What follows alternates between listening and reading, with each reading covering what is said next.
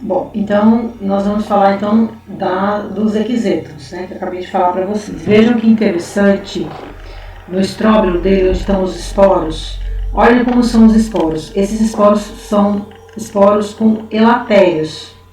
O que são elatérios? São como molas, né, que lançam esses esporos para grandes distâncias. Eu já falei sobre elatérios com vocês, né?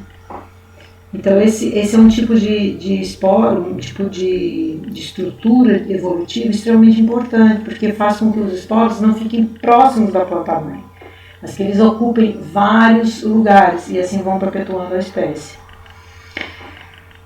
Na primeira figura, ali na primeira foto, né, se vocês prestarem atenção, ali são as folhas, que são folhas bem diminutas. Vejam como elas são bem pequenas. Essas folhas são reduzidas exatamente porque essa planta ela existia no momento em que a Terra passava por processos de estresse hídrico. Então ela não podia perder água. Então a folha foi reduzindo e ficou esse pedacinho só, grudado no caule, fechado no caule, que é um caule oco com sílica. Então, e cada localzinho desse você vai vendo que tem um nó, um entrenó. Veja só que tem os entrenós. Parece muito o caule da cana, né? Então vocês podem ver como que, né, uma espécie que existe até hoje, um fóssil vivo, né, da época dos dinossauros, ela ainda existe. Então quando a gente vai fazer um chá de uma espécie dessa, a gente tem que ter cuidado, né? Os psilótons, né, divisão psilófita, possui dois gêneros, os psilótons e timesipteres.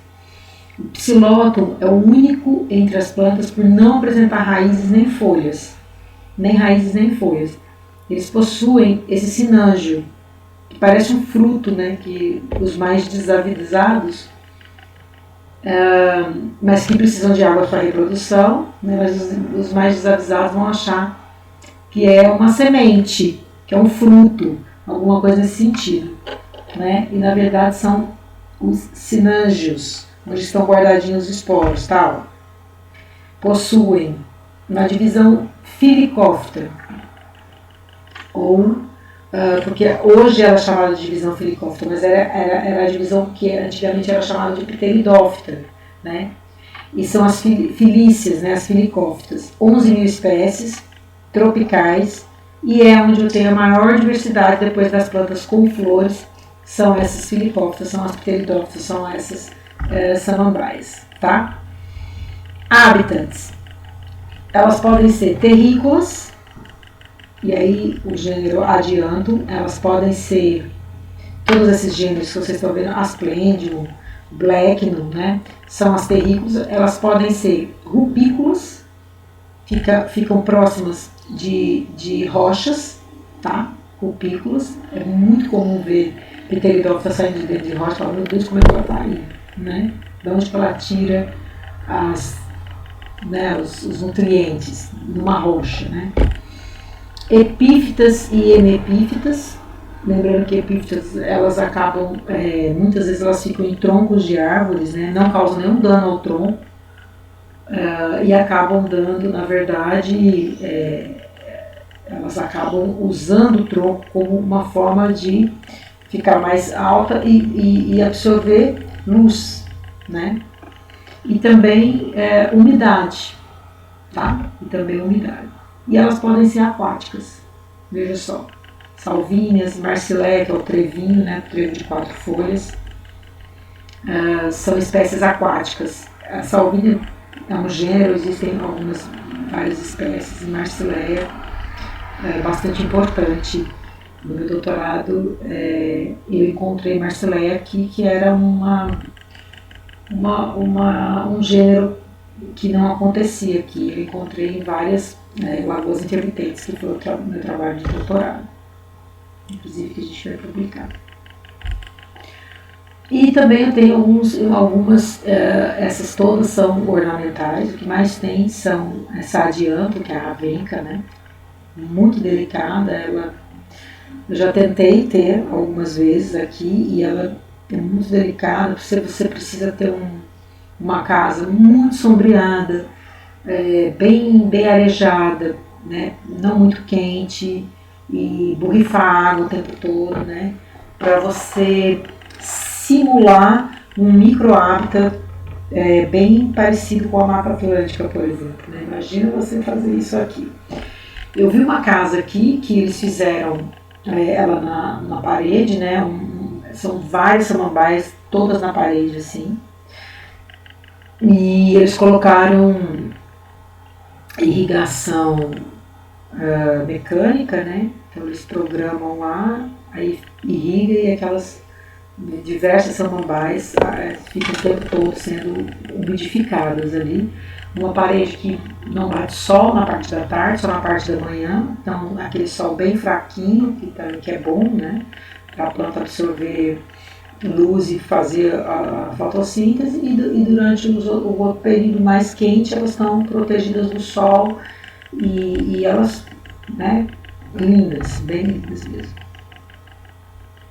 A Dicksonia, gente, é uma espécie que está em extinção, né? O caule dela, se vocês prestarem atenção, é da onde se tirava o xaxim. Tem muita gente, quando dessa aula, muitos alunos não sabem que são xaxins, porque eu já vivi na casa deles com vasos de fibra de coco. Que na verdade a fibra de coco ela foi substituir o xaxim. Mas o xaxim, nas casas mais antigas das vós, né, das avós, até da minha mãe mesmo, minha mãe tem muitas plantas de xaxim, não existe mais xaxim para comprar, né? Esse xaxim, ele é cheio de fibra, assim, na verdade o caule dessa Dicksonia, e ela desapareceu, porque as pessoas utilizavam, faziam esses cortes, para colocar plantas dentro deles, né, durante muito tempo. E depois eles foram substituídos pela fibra de coco. A fibra de coco, na verdade, é preciso aguar, deixar ela um período lavando aquela fibra de coco, para produzir uma substância que é tóxica, né? Então você precisa ficar lavando aquela fibra de coco, lavando até sair aquela substância, deixa no sol, ela escorre aquela substância e aí você pode utilizar. Então dá mais trabalho. No caso do xaxim, não, você cortava e já podia utilizar, e ele era extremamente fibroso, então ficava bem úmido, tudo, a planta ficava linda. Infelizmente foi utilizado muito sem manejo e acabou entrando em extinção, como tudo que a gente usa demais sem manejar, né?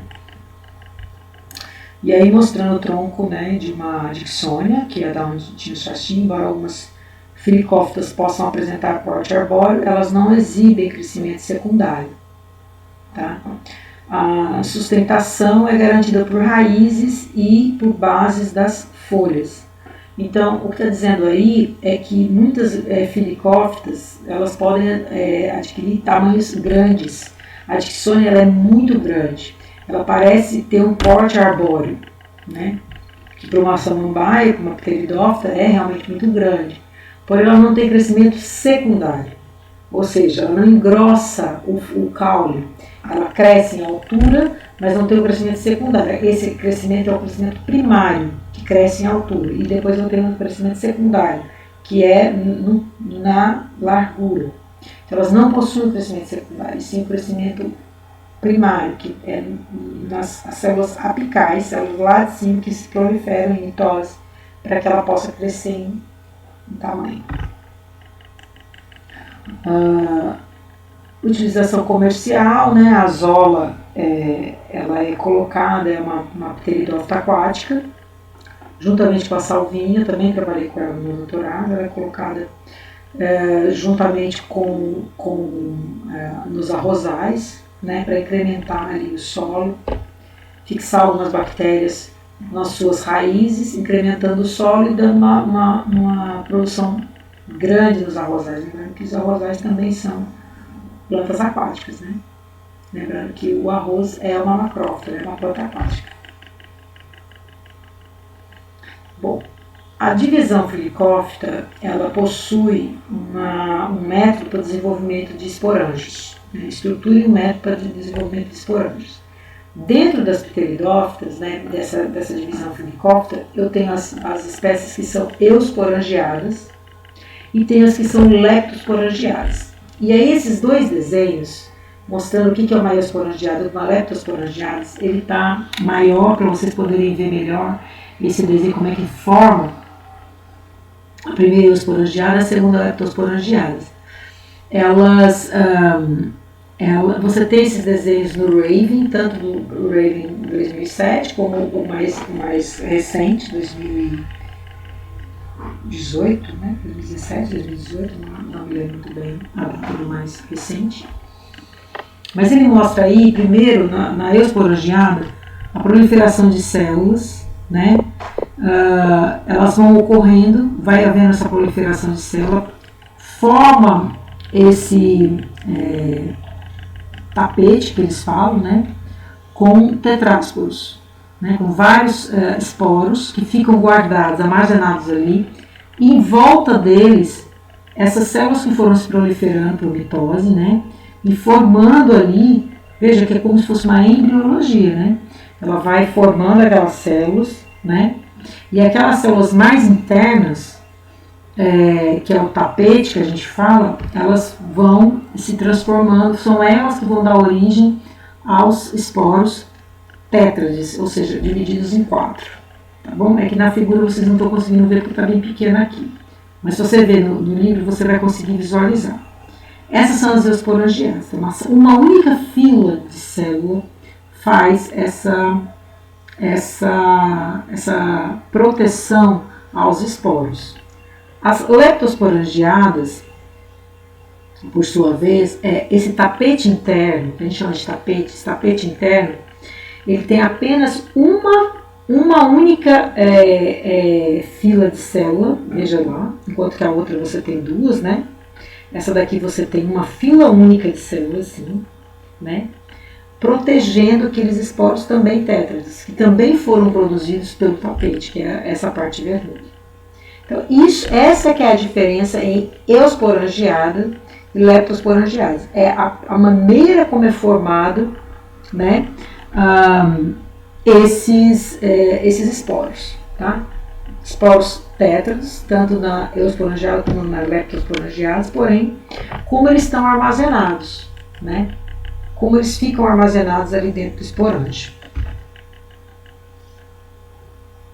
Eosporangiadas, né? Quem são esporangiadas? Ophioglossum, que eu falei para vocês, que é aquela que ocorre no deserto, que é essa do lado esquerdo, veja que ela está num terreno totalmente arenoso, né?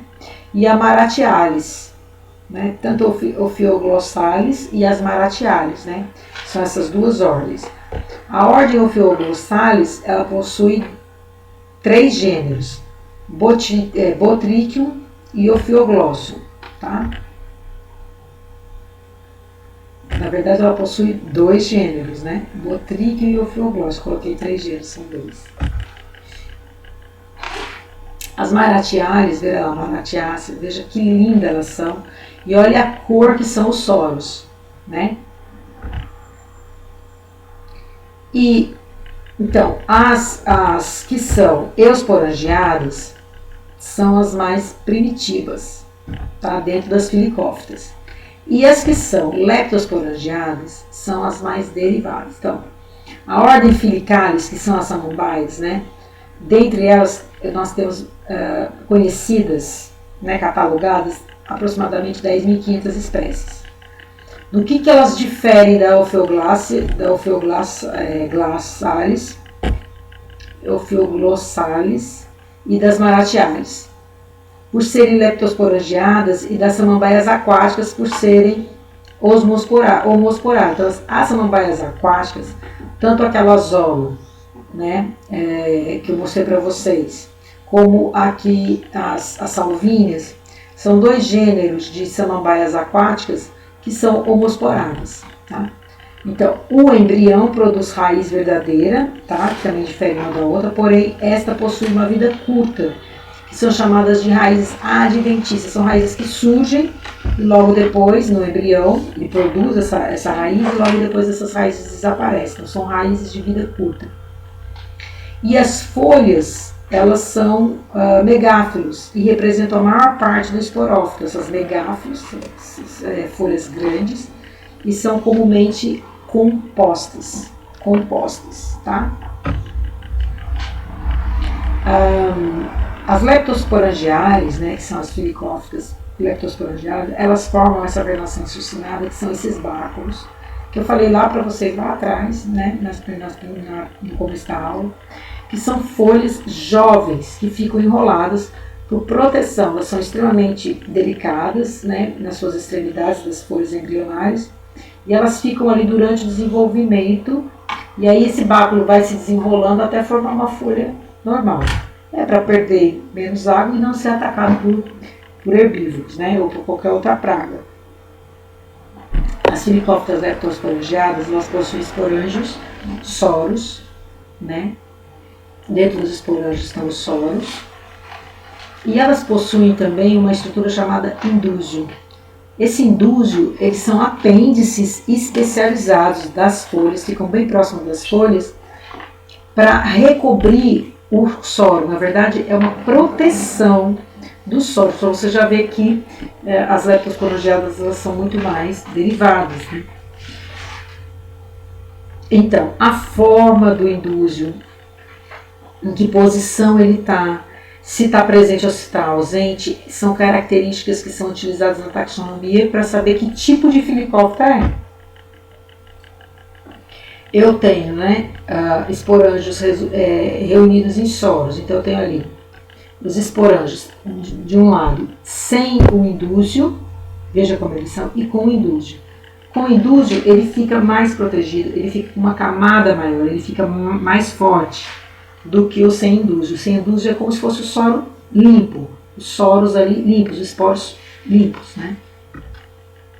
Inclusive quando a gente passa a mão na folha da samambaia atrás, se ela estiver em período reprodutivo, que tiver produção de soros, ela pode não estar. Vai ficar só a cicatriz de onde estavam os soros.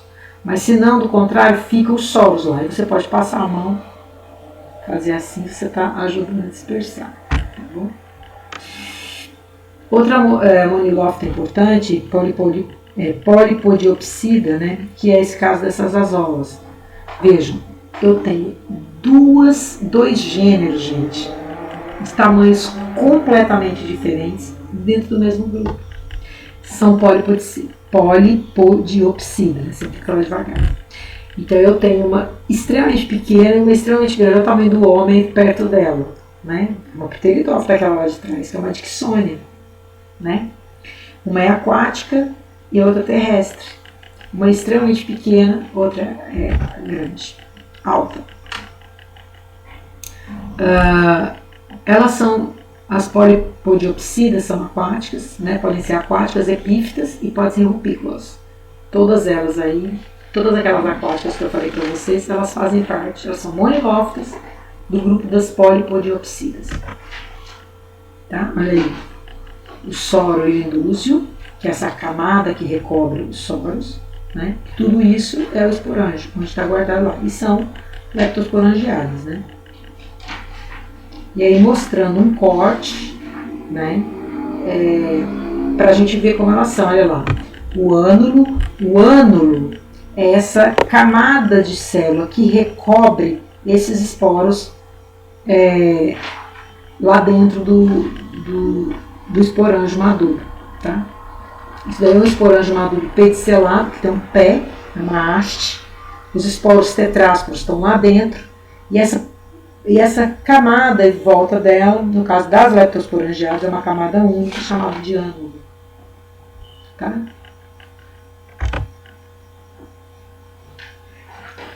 E aí, mostrando os soros, como eles podem a posição que eles estão na folha, né, a forma e a cor.